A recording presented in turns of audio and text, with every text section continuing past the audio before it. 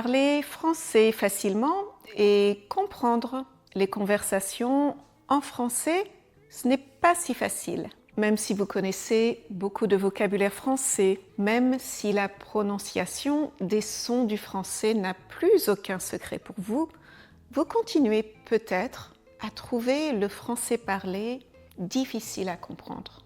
La raison, ce sont probablement toutes ces petites expressions françaises que nous utilisons partout, mais qu'on ne vous apprend pas forcément. Alors aujourd'hui, on va parler de quelques-unes de ces expressions françaises que les Français utilisent tout le temps. De gaieté de cœur, de gaieté de cœur. Avez-vous déjà entendu quelqu'un dire en français « Bon, je ne le fais pas de gaieté de cœur ». Faire quelque chose de gaieté de cœur, ça veut littéralement dire faire quelque chose avec de la joie, de la gaieté dans son cœur. Ça implique qu'on est heureux de faire quelque chose, on le fait de bon cœur. Mais en fait, l'expression de gaieté de cœur, elle est plus souvent utilisée au négatif. Je retourne au travail demain matin, mais ce n'est pas de gaieté de cœur.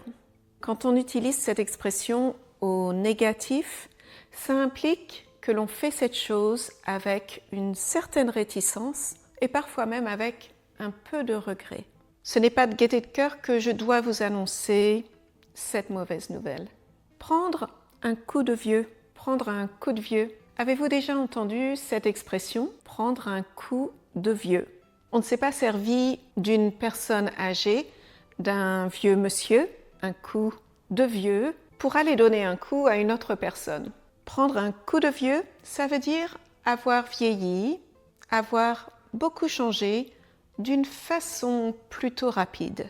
Donc, dire de quelqu'un qu'il a pris un coup de vieux, c'est tout simplement remarquer un changement, exprimer une opinion sur l'apparence physique de cette personne. Et on peut tout à fait utiliser cette expression pour soi-même. J'ai l'impression d'avoir pris un coup de vieux. Je ne me sens pas aussi bien qu'avant. Je me sens vieillie, je me sens fatiguée. J'ai l'impression d'avoir vieilli très rapidement. On peut aussi le dire d'une personne tierce, une autre personne. Dis donc, je l'ai aperçu l'autre jour. Il a pris un sacré coup de vieux. Mais je vous en supplie, n'allez jamais dire à une personne à laquelle vous parlez « T'as pris un sacré coup de vieux, toi ?» Non, non, ne faites jamais ça. Je n'en reviens pas, j'en reviens pas, je n'en reviens pas. Je suis certaine que vous connaissez le mot « revenir ». Venir, to come. Revenir, to come back. Je n'en reviens pas, c'est une de ces expressions françaises qui porte à confusion, puisque ça n'a aucun rapport avec le sens propre du mot « revenir ». Je n'en reviens pas. Ne pas revenir de quelque chose, ça veut dire avoir du mal à croire à quelque chose. J'ai du mal à y croire. Il a eu son permis de conduire du premier coup. Je n'en reviens pas, c'est un miracle. Je n'arrive pas à y croire. Et vous, de quoi ne revenez-vous pas? J'adorerais recevoir quelques exemples qui vous sont propres ou quelques exemples avec certaines des autres expressions dont on vient de parler. Essayez de penser à des situations dans votre propre vie dans lesquelles vous pourriez utiliser ces expressions. C'est un exercice très utile pour arriver à comprendre comment bien utiliser ces expressions. Si vous essayez de les appliquer à votre propre vie, vous arriverez à mieux les retenir. Allez, on continue. Ça commence à bien faire. Ça commence à bien faire. Avez-vous déjà entendu l'expression « ça commence à bien faire », une expression qu'il ne faut surtout pas mal interpréter. Et pourtant, vous connaissez tous les mots. Faire, bien, des mots très simples. Alors, bien faire ou faire bien, ça doit sans doute vouloir dire to do well ou to do good, non? Eh bien non. Alors si quelqu'un vous dit « ça commence à bien faire », n'allez surtout pas penser que cette personne aime bien ce que vous faites. Ce n'est pas le cas. C'est une de ces expressions françaises qui ne signifie absolument pas ce que les mots semblent indiquer. Ça commence à bien faire, ça veut dire « ça suffit, j'en ai assez ». C'est une remontrance, un avertissement que la situation devient agaçante, que l'on a perdu patience. Comme par exemple dans cette phrase « Il s'est encore garé en bloquant notre voiture, ça commence à bien faire. J'en ai ras-le-bol, j'en ai marre, ça ne peut plus durer, ça commence à bien faire. » Saviez-vous qu'il y a certains mots et certaines expressions françaises que l'on utilise tout le temps sans se rendre compte que ce sont des termes qui sont empruntés à la langue arabe? Des mots très simples tels que orange, café, jupe, et des expressions que l'on utilise très souvent. Être maboule, être fou, faire le zouave, faire l'imbécile, c'est kiff-kiff. C'est la même chose, c'est pareil. Et aussi le terme un chouïa. Est-ce que vous pouvez deviner ce que ce petit mot veut dire, un chouïa? En fait, c'est un de ces mots qu'il faut vraiment connaître pour le comprendre.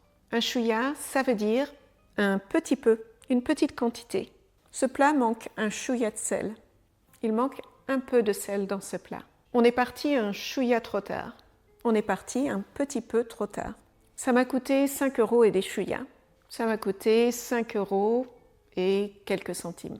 Elle est un chouïa plus grande que son frère. Elle est un tout petit peu plus grande que son frère. Alors à votre tour, comment utiliseriez-vous ce mot un petit peu amusant, un chouïa, sans faute? Vous apprenez le français, donc vous savez sans aucun doute ce que veut dire le mot faute. Faire une faute, faire des fautes, ça veut dire faire une erreur. To make a mistake, to make mistakes. Mais si quelqu'un vous dit « je veux ce rapport sur mon bureau demain sans faute », on ne parle pas de faute d'orthographe. C'est une chose qui doit absolument arriver. Ce rapport doit impérativement être sur le bureau de cette personne demain matin. Aucun retard ne va être toléré. Je t'appelle demain sans faute. C'est une promesse, je n'y manquerai pas. Je te téléphone demain, c'est certain. Donc, si quelqu'un vous demande de faire quelque chose sans faute, attention, on ne vous demande pas de vérifier votre orthographe. Voilà, 6 expressions françaises que vous ne connaissiez peut-être pas. Mais je vais vous donner une dernière petite expression bonus. Je ne peux pas finir cet épisode sans vous apprendre cette dernière petite expression. Avez-vous déjà entendu quelqu'un dire « Ouais, ça ne paie pas de mine, ça ne paie pas de mine. Ce restaurant ne paie pas de mine » ou encore « Ce coin ne paie pas de mine ». Quand on dit de quelque chose que ça ne paie pas de mine, ça veut dire que ce n'est pas très impressionnant, ce n'est pas vraiment remarquable. Mais très souvent, il y a un twist, il y a un « mais ». Ça ne s'arrête pas là. Cette maison ne paie pas de mine de l'extérieur, mais c'est vraiment génial à l'intérieur. De premier abord, ce coin ne paie pas de mine, mais on y trouve les meilleurs restaurants de la ville. Ça n'a pas l'air très impressionnant de premier abord, mais cette plage ne paie pas trop de mine, mais en fait, on y est très bien. Ne pas payer de mine, ne pas payer de mine. Voilà, 6 expressions françaises, plus une expression bonus.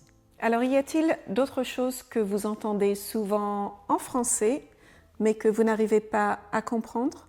Est-ce qu'il y a déjà eu des malentendus à cause d'expressions que vous n'aviez pas bien comprises? Laissez-moi un petit mot avec vos anecdotes ou vos questions en commentaire.